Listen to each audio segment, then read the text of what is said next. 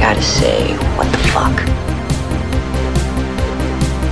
I don't think you understand. Nothing's gonna happen to us. We're juvenile.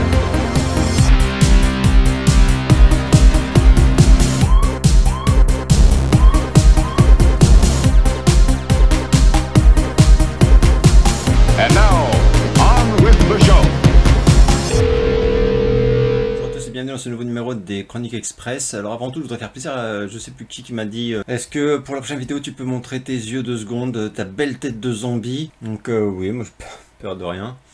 Voilà, ma belle tête de zombie, tu peux admirer, voilà, les belles, sont belles les scènes. Ah bah oui, c'est de la belle cerne, hein. C'est de la belle cerne de nuit de merde. Peur de rien. Alors de quoi allons-nous parler? Nous allons commencer par un film qui s'intitule The Call. Alors c'est un film, c'est à nouveau le problème des affiches J'tarnaque, j'tembrouille. Alors là ce coup-ci c'est pas par les producteurs d'eux, etc. Et c'est encore mieux que ça en fait. C'est par le créateur de Destination Finale. Alors Destination Finale, je sais qu'il y en a parmi vous qui trouvent que c'est une saga totalement yesh. Moi j'adore. Mais en plus je les adore tous, c'est quand même assez rare dans les sagas quoi. Donc moi du premier au 5 hein, je crois, je les trouve tous cool, pas au même degré mais bon, c'est quand même des films que je trouve très bons. Là je vois ça, je me dis, par le créateur de Destination Finale, mais franchement je me dis, qu'entend-on par le créateur quoi? Parce que pour moi le créateur d'un film,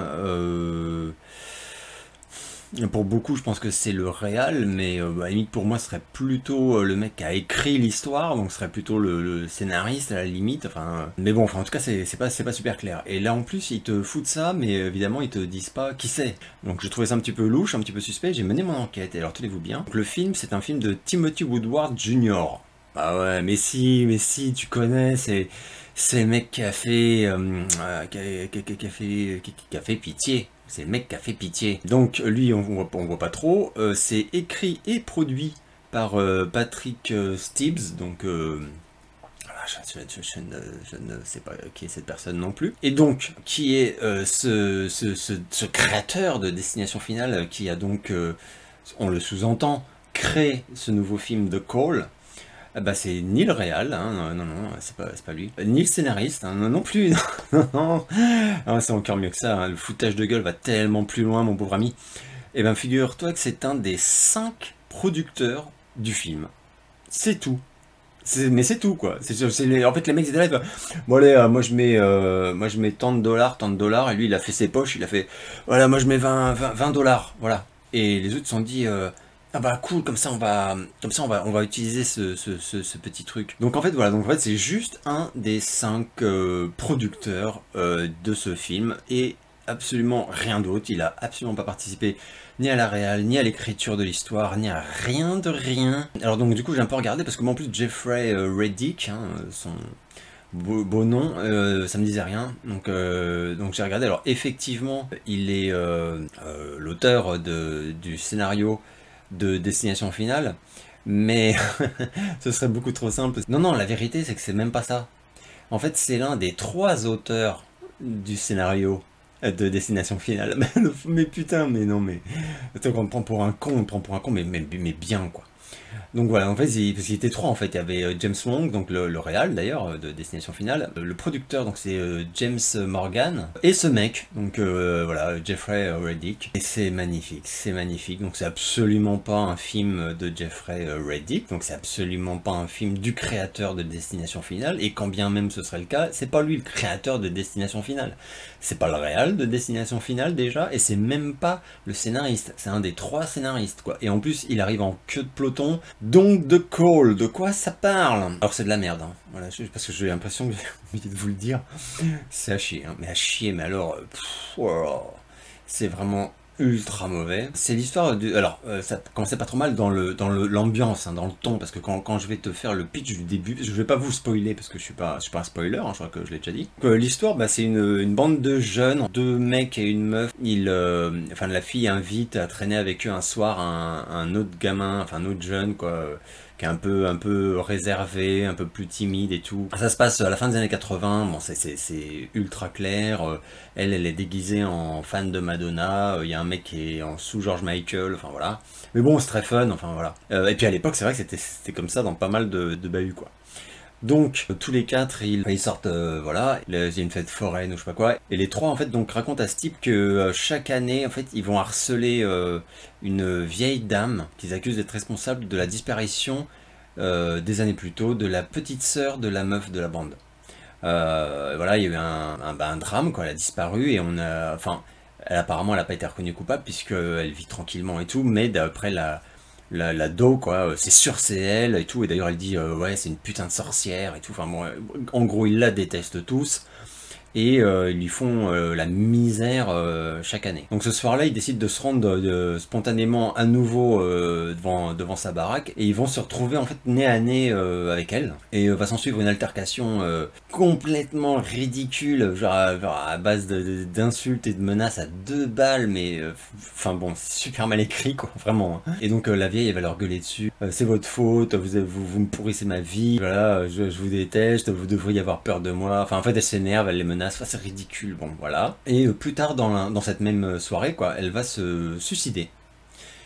Bon, le lendemain, ils apprennent son suicide et en gros ils s'en foutent tous, genre bon débarras. Et le petit jeune qui est un peu le héros du film, quoi, lui par contre il culpabilise à mort, genre non mais on l'a peut-être poussé à bout, enfin bon voilà. Ils vont donc tous recevoir un coup de fil du mari de cette femme. Alors j'ai oublié de préciser que les acteurs sont plutôt bons, c'est un petit peu le même problème que dans Antebellum, film nul à chier mais avec plutôt que des bons acteurs et des bonnes actrices. Bah là c'est un peu pareil, la bande de jeunes franchement ils jouent bien, hein, c'est juste que l'intrigue est nulle, les dialogues à chier, quoi, donc ils font ce qu'ils peuvent, quoi, mais c'est voilà, c'est pas vraiment de leur faute, quoi. Mais donc la vieille c'est Lin Shaye qu'on a vu, bah, c'est Madame Insidious, hein, mais enfin voilà, hein. Voilà une actrice que j'adore, qui est géniale, et qui avait aussi joué dans The Final Wish, enfin elle a joué dans 1 milliard de films d'horreur du coup. Mais elle avait joué dans The Final Witch que j'avais bien aimé, et donc d'ailleurs j'ai vu que le scénar était signé de notre ami Jeffrey Reddick, mais là vraiment là, et le mari, donc le veuf, quoi, c'est Monsieur So, c'est Tobin Bell, que j'adore, il a une gueule de ouf, quoi, et qui est remarquable, mais une fois de plus, enfin ça empêche pas, enfin il ne réussit pas non plus à être inquiétant et tout. Voilà, il est ridicule parce que les répliques sont ridicules, mais c'est vraiment dommage, c'est du gâchis absolu, quoi. Donc il les contacte tous, il leur demande de venir chez lui en leur annonçant que sa femme... Oui, parce que nous en fait on sait que sa femme a laissé une note à son suicide, quoi, où elle les accuse, voilà, elle les dénonce en fait à son mari. Mais donc lui il dit qu'elle a laissé un testament où ils sont mentionnés tous, et où ils toucheront 100 000 $, si ils se prêtent à un jeu qu'il leur expliquera voilà, chez lui à telle heure, enfin voilà. Donc déjà là, c'est tiré par les cheveux, c'est complètement bidon, ils y vont tous, mais il y en a même pas un qui hésite un peu, genre est-ce que c'est pas une idée de merde d'aller un soir chez un mec dont en gros on est coupable de la mort de sa femme, quoi.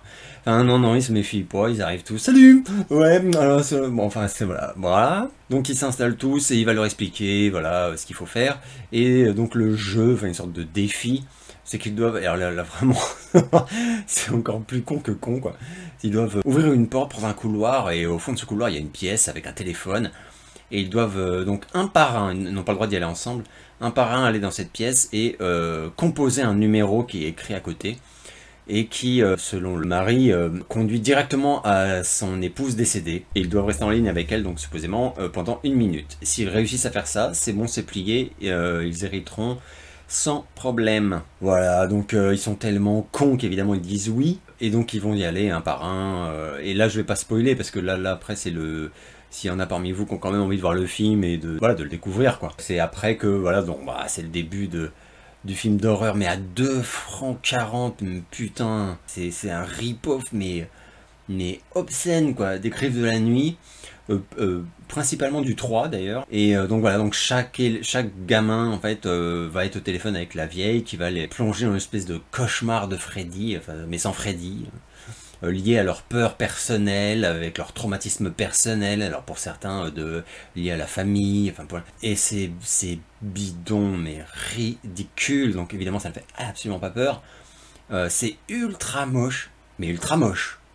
Visuellement c'est carrément infâme, hein. Chaque scène est filmée dans des teintes mais encore plus à chier que la précédente. Au bout d'un moment, t'es presque admiratif parce que ça confine vraiment à l'exploit, quoi. Extrêmement laid et c'est vraiment malaisant. De médiocrité, quoi. Le film a une moyenne de chiottes, hein. Je crois que j'ai vu ça, je vous mettrai le petit barème de nos amis de Rotten Tomatoes, et honnêtement c'est totalement mérité, il n'y a rien à sauver.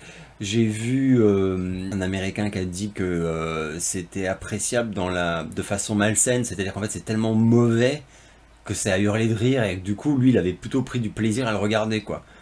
Mais voilà, enfin donc... moi, je voulais voir un bon film fantastique, un peu horreur, quoi. C'est pour voir une énorme merde tellement moisie que je vais passer, entre guillemets, un bon moment à me foutre de la gueule du film. Ouais, enfin, sur plus d'1h30, non, ça va pas le faire. Donc celui-là, sans vous l'interdire, parce que bon, il n'y a pas non plus danger de mort comme la dernière fois, je vous le déconseille totalement, hein, c'est vraiment incroyablement nul. Et vraiment, la fin, oh putain, la fin. Bon, la fin, je vais pas vous la spoiler, mais la fin est à la hauteur de tout ce que je viens de vous raconter, quoi.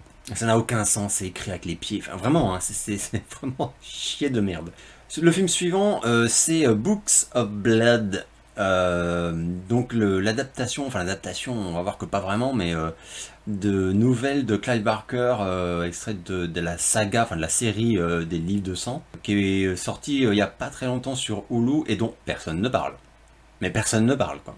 Enfin, Mad Movie apparemment, parce que j'ai vu qu'ils avaient mis le visuel en couvre, je l'ai pas encore repris. Je suppose qu'ils en parlent à l'intérieur. Donc moi j'ai lancé ça parce que je suis curieux, quoi, et puis les films d'horreur, enfin dès que c'est horreur, a priori je regarde. Donc ça je l'ai lancé, et alors donc je vais aller à l'inverse de l'avis général, puisque j'ai vu que ça n'a pas une très bonne moyenne, et que les critiques sont plutôt mauvaises, même franchement, quoi. Et moi j'ai passé un très bon moment. Alors c'est réalisé par Brannon Braga, que je voyais pas qui c'était, et en fait c'est le mec qui a fait la série qui a rien à voir, The Orville, une sorte de pastiche de Star Trek, mais génial. Enfin moi j'ai adoré cette série, qui a pas vraiment marché, je crois qu'il y a eu que 2 saisons, mais qui a été vraiment excellente. D'ailleurs je vous le recommande si ça vous branche. Enfin, bon, donc là on a vraiment plus rien à voir, là. Et Braga, donc il a réalisé Books of Blood, et il a également écrit avec un autre mec qui s'appelle Adam Simon, et avec également Clive Barker, puisque donc le film prend en fait 3 histoires qui vont se regrouper. Alors je vais pas spoiler comme d'hab, mais c'est 3 histoires qui vont se rejoindre à la fin. Enfin voilà, c'est un grand classique de façon de faire.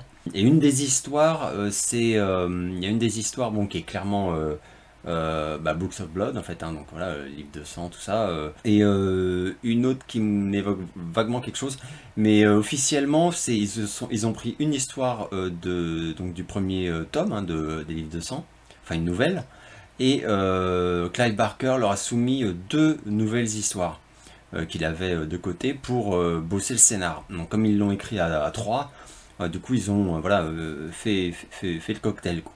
Moi j'ai trouvé ça vraiment chouette. Alors le début, on suit en fait une jeune ado qui souffre de misophonie. Alors c'est assez intéressant, comment dire, elle ne supporte aucun son.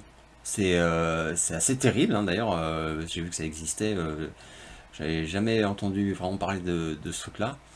Et donc elle a tout le temps un casque sur les oreilles, mais c'est juste pour atténuer les bruits, les sons, quoi. Enfin, c'est assez terrible. Et elle va fuguer. Elle est avec sa mère et son beau-père, qui sont 2 gros connards clairement défoncés de thunes, mais qui, bon, s'en fichent d'elle et tout. Et sa mère, en fait, au dîner, va dire t'es trop chiante, on va te renvoyer. Alors ils disent at the farm.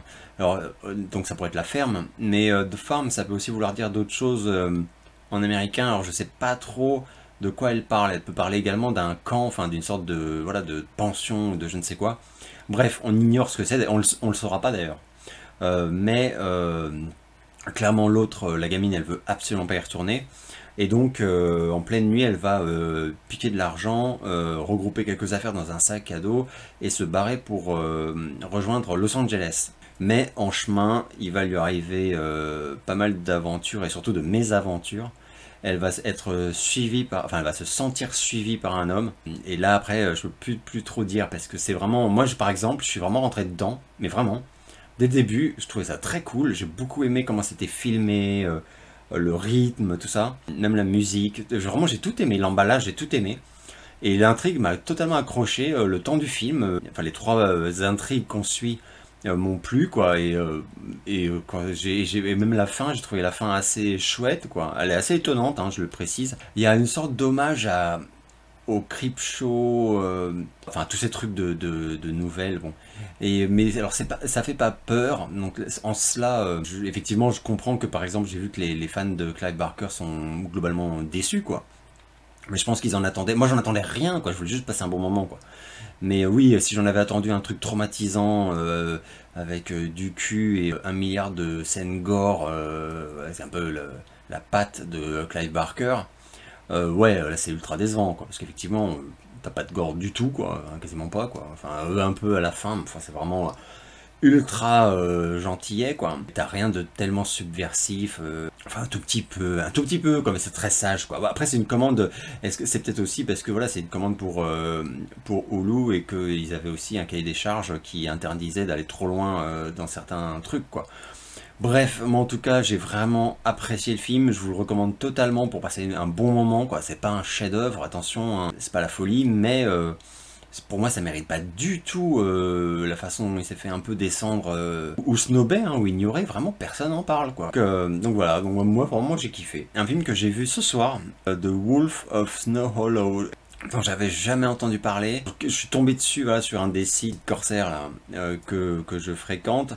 Et l'affiche m'a plu, le titre aussi, j'ai regardé en 2 secondes, je voulais même pas voir la bande-annonce ni rien, mais j'ai regardé globalement s'il avait une bonne moyenne et j'ai vu que oui, puis je l'ai lancé, je me suis dit au pire je l'arrêterai au bout de 5 minutes. Résultat, j'ai surkiffé ce film, mais vraiment. C'est un film qui a été écrit et réalisé par un mec qui s'appelle Jim Cummings, voilà, que je connais pas du tout, et qui est également le rôle titre, donc c'est son film à 2000%, quoi. Et d'ailleurs acteur de ouf, parce que donc je connaissais absolument pas ce type, et à la fin du film je me suis dit je vais regarder qui est l'acteur parce qu'il est génial, et après j'ai vu que l'acteur était également le réalisateur et l'auteur du scénar.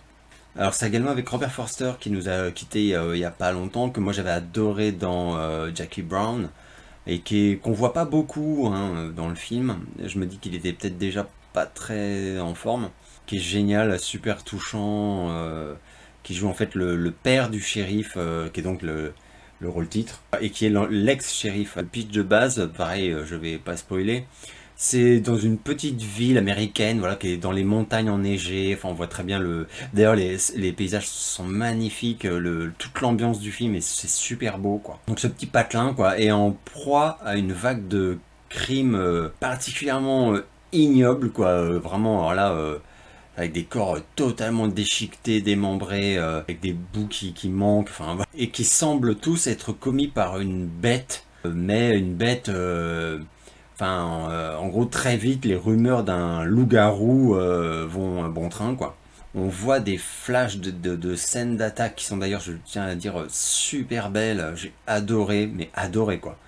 Notamment quand on voit la bête, quoi, c'est super beau, j'ai vraiment kiffé à mort, et très violent, très rapide, enfin voilà, très très bien. Et donc ce shérif va mener l'enquête, mais alors de façon vraiment laborieuse, puisque on voit, c'est un mec qui est jeune père divorcé, qui s'entend pas du tout avec son ex-femme, la mère de leur fille, qui est un ancien alcoolique, et il va aux réunions, mais en fait il va ressombrer, enfin c'est terrible. Et en plus de ça, on voit que c'est un mec totalement instable, qui est caractériel, vraiment lunatique, qui lutte mais très mal contre ses névroses, sa paranoïa, enfin il est insupportable avec tout son entourage, et ingérable.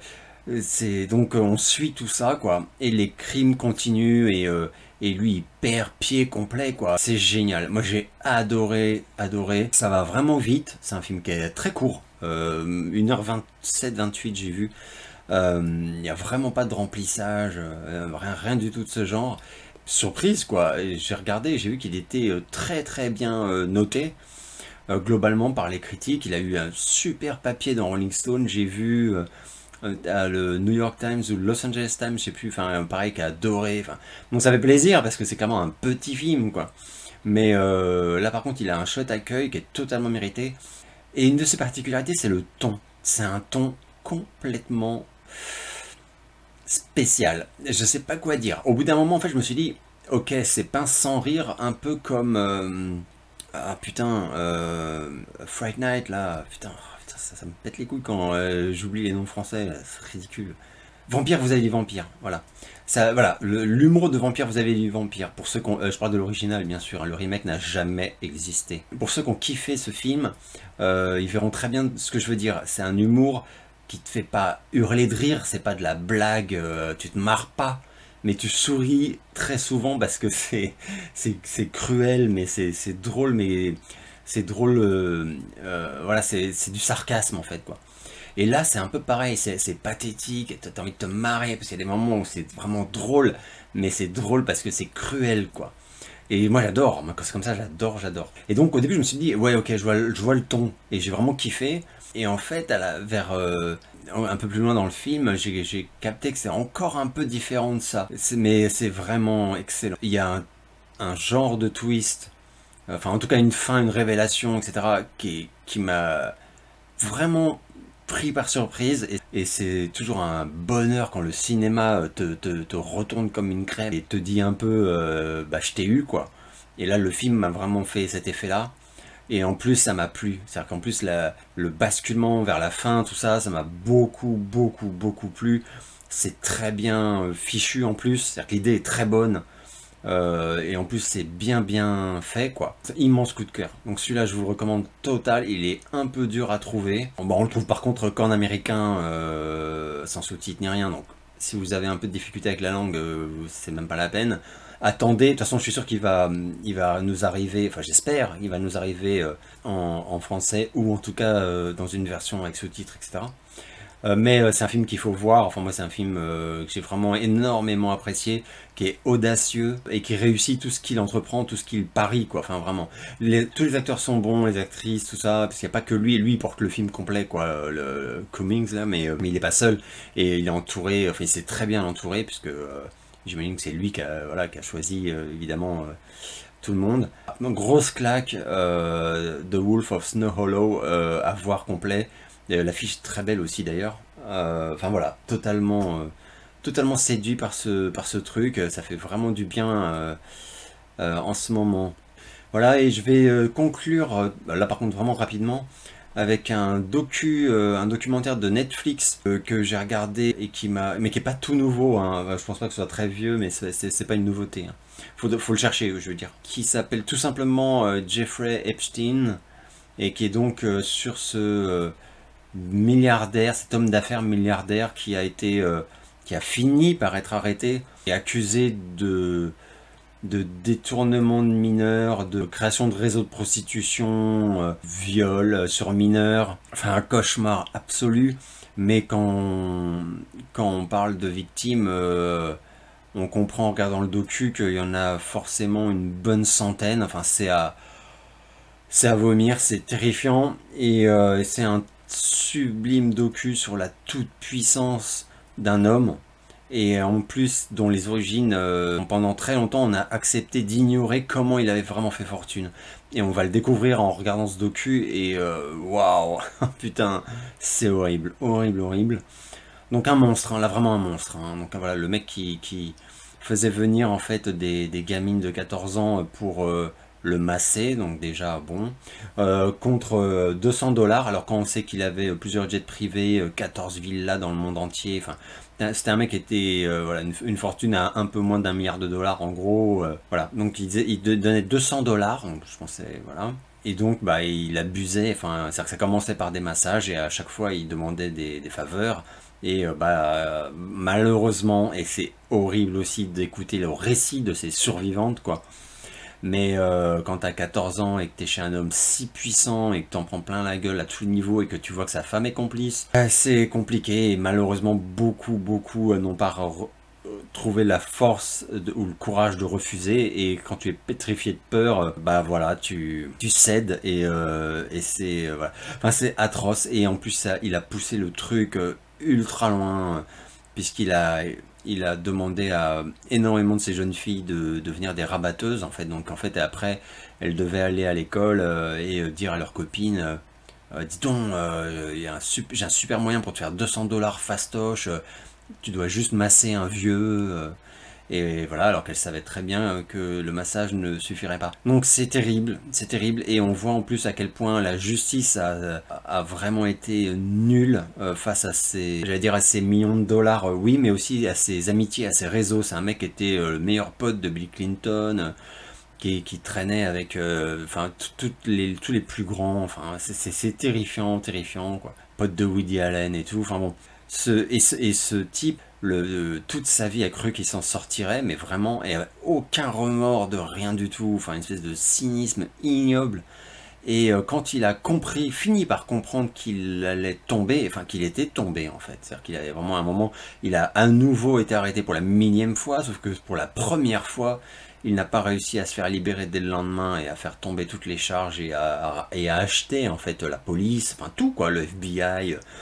C'est quand même, il y a quand même une première enquête du FBI qui a été abandonnée sans aucune raison, alors qu'il y avait déjà des preuves et tout. Enfin, c'est horrible.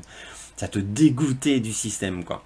Mais, donc, il y a quelques années, et pas très longtemps, parce que par contre je me souviens que j'en avais entendu parler moi-même, il a compris que ce coup-ci c'était foutu, et on l'a pas laissé ressortir, c'est-à-dire que sa demande de caution a été refusée. Et le lendemain, on l'a retrouvé pendu dans sa cellule. Donc voilà, donc il a réussi à échapper à tout ce qui allait être le début d'une vie de cauchemar et qu'il a refusé en lâche, même si on va voir aussi qu'il y a d'énormes soupçons sur les causes de sa mort et que beaucoup de gens pensent qu'il aurait été exécuté parce que si jamais par malheur il s'était mis à parler, des têtes seraient tombées et des têtes très importantes, voilà, puisque clairement des gens importants faisaient partie de ce trafic, enfin ils les y faisaient participer, ouais. Donc on se doute que peut-être effectivement certaines personnes ont demandé à ce que il soit exécuté. Maintenant il est aussi tout aussi plausible qu'il se soit supprimé lui-même parce que ça lui ressemble totalement. Enfin là on voit vraiment l'homme que c'était. Donc voilà, donc un documentaire ignoble, vraiment, c'est pas une partie de plaisir à regarder, mais c'est vraiment à voir. Mais donc je le recommande à 2000%. Jeffrey Epstein, vraiment, c'est comment dire, mais comment il s'appelle le connard de Harvey Weinstein ou je sais plus quoi là, enfin. Monsieur Miramax là, mais là c'est encore pire, enfin si tant est qu'on puisse se permettre de faire des échelles de valeur dans l'ignominie quoi. Mais là c'est vraiment des enfants, enfin c'est horrible, enfin c'est des enfants quoi. Et le mec c'est un monstre de ouf quoi. Le plus fou c'est qu'en plus il s'est pas tellement caché durant toute sa vie, enfin donc c'est vraiment la toute puissance quoi, le sentiment d'impunité absolue. Horrible, voilà. Sur ce, j'espère que vous allez bien et je vous donne rendez-vous très bientôt pour une prochaine vidéo.